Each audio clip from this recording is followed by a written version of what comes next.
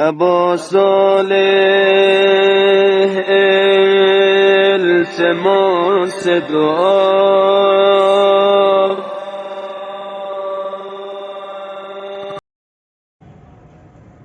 اعوذ باللہ من الشیطان الرجیم. بسم اللہ الرحمن الرحیم.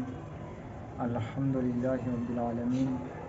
الصلاۃ والسلام علی اشرف الانبیاء والمرسلین. الحمدللہ رب العالمین. الحمدللہ الذی جعلنا من المتمسکین بولایۃ امیر المؤمنین. اللہم صل علی محمد وآل محمد.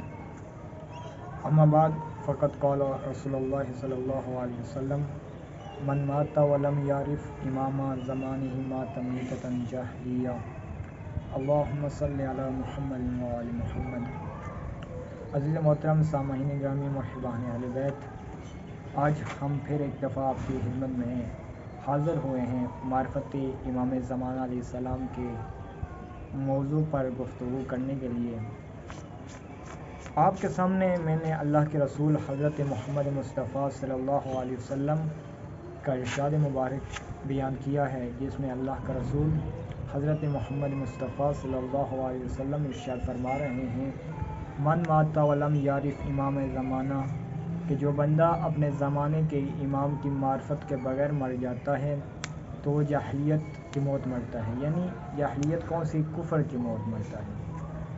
اللہ کے رسول فرمانا یہ چاہتے ہیں کہ اپنے زمانے کے امام کی معرفت کے بغیر جو بندہ اس دنیا سے چلا جاتا ہے وہ جاہلیت یعنی کفر کی موت مرتا ہے. یعنی اس انسان نے اسلام سے کوئی فائدہ حاصل نہیں کیا.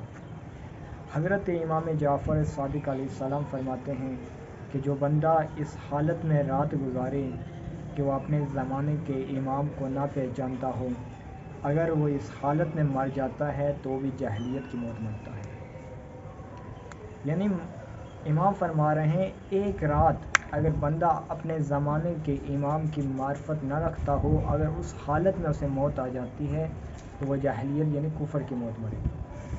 ایک اور جگہ حضرت امام جعفر صادق علیہ السلام فرماتے ہیں کہ اللہ اس وقت تک بندوں کے اعمال کو قبول نہیں کرتا جب تک ہم اہل بیت میں سے وہ بندہ اپنے زمانے کے امام کی معرفت نہ رکھتا ہو.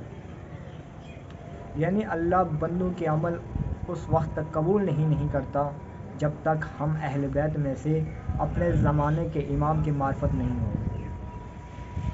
حضرت محمد باقر علیہ السلام فرماتے ہیں کہ وہی شخص اللہ کو پہچان سکتا ہے، اسی کی اطاعت کر سکتا ہے جو ہم اہل بیت میں سے اپنے زمانے کے امام کی معرفت رکھتا ہو.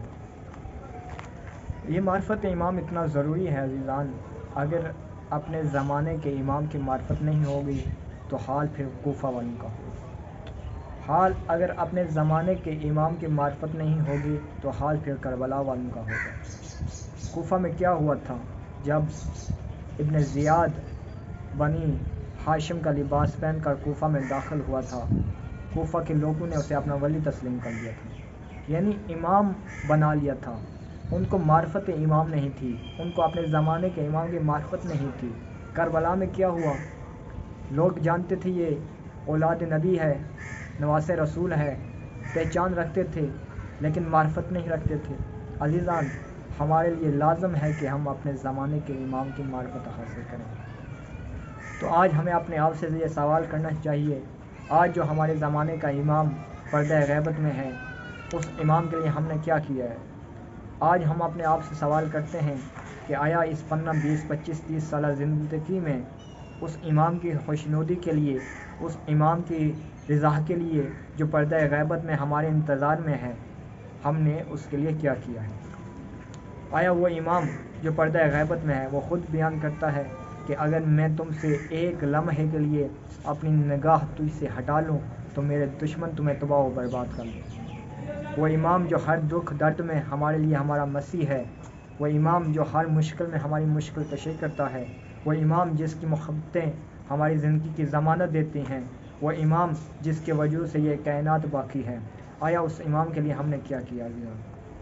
آج یہ ہمیں سوچنا چاہیے کہ پورے 24 گھنٹے میں ہم نے اپنے زمانے کے امام کو کیا دیا ہے. کیا آیا کوئی اچھا عمل کر کے امام زمانہ علیہ السلام کو خوشنود کے لیے امام کو خوش کیا ہے، یا گناہ کر کے امام کے ظہور میں تعجیل بڑھا دی ہے؟ وہ امام خود فرماتے ہیں، میرے شیعو، جب تم ایک گناہ کرتے ہو تو مجھ سے اور تم سے 40 دن کا فاصلہ پڑ جاتا ہے، یعنی تمہارا ایک گناہ تجھ سے 40 دن دور امام زمانہ کو لے کے جاتا ہے۔ اس امام کے لیے ہم نے کیا کیا؟ اسی امام کی مظلومیت، اسی کی زبانی آپ کو ان 2 واقعوں کے میں بیان کروں گا جو صحیفہ مہدیہ میں موجود ہیں۔ وہ امام اپنے شیعوں سے شکایت کرتے ہیں۔ کون سی شکایت؟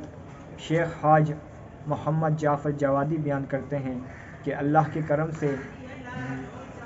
کرم سے میں نے امام زمانہ علیہ السلام کی زیارت نصیب ہوئی، تو میں نے امام علیہ السلام کو غمگین حالت میں پایا، دیکھا مولا غمگین زدہ ہیں، تو میں نے مولا سے سوال کیا، مولا آپ اس قدر غمگین کیوں ہیں؟ تو محترم مولا کا جواب سنیے گا۔ مولا نے فرمایا کہ میرے دل خون کے آنسو رو رہا ہے۔ مولا نے فرمایا میرا دل خون کے آنسو رو رہا ہے۔ دوسرا واقعہ شیخ حاج محمد علی بیان کرتے ہیں کہ میں اپنی زوجہ کے ساتھ مسجد جمکران میں اعمال انجام دے رہا تھا، تو اسی حالت میں مسجد جمکران کے صحن میں ایک سیدزادہ آتا ہے۔ وہ سیدزادہ تشریف لاتا ہے، میں نے دیکھا وہ مسافر ہے، اس کے چہرے سے نور نکل رہا ہے، تو میں اپنے آپ سے سوال کیا کہ اس سیدزادے کو پانی پیش کرتا ہوں، تو میں پانی کا برتن اٹھایا، اس سیدزادے کی خدمت میں آیا، میں نے اس سیدزادے کو پانی پیش کیا، اس سیدزادے نے پانی پیا، تو میں نے کہا، اے سیدزادے تم سید ہو، تو میرے لیے ایک دعا کرو اللہ کی بارگاہ میں کہ میرے زمانے کے امام کا جلد ظہور ہو۔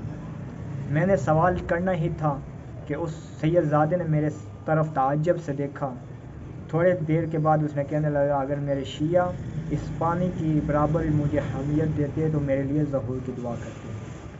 یعنی کیا؟ مولا فرماتے ہیں اگر میرے شیعہ مجھے اس پانی کے برابر بھی اہمیت دیتے تو میرے لیے دعا کرتے، میرے ظہور کے لیے دعا کرتے۔ عزیزان، یہ دعا بہت بڑی نعمت ہے، یہ دعا رابطہ امام زمانہ ہے۔ ہماری دعا امام زمانہ علیہ السلام کی محتاج نہیں ہیں، وہ ہماری دعاؤں کے محتاج نہیں ہیں۔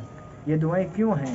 یہ امام زمانہ علیہ السلام کے ساتھ رابطہ قائم کرنے کے لیے ہیں، یعنی یہ دعائیں، یہ مناجات جو امام علیہ السلام کے ساتھ منسوب ہیں، دعا امام زمانہ ہے، دعا عید ہے، زیارت اربعین ہے، زیارت آل یاسین ہے، یہ دعائیں امام کے ساتھ رابطہ قائم کرنے کے لیے یہ ہیں۔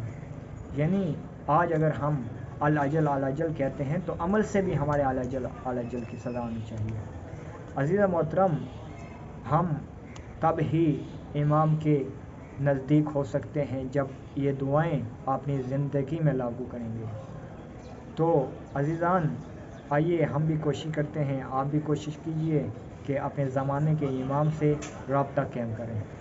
والسلام علیکم ورحمۃ اللہ۔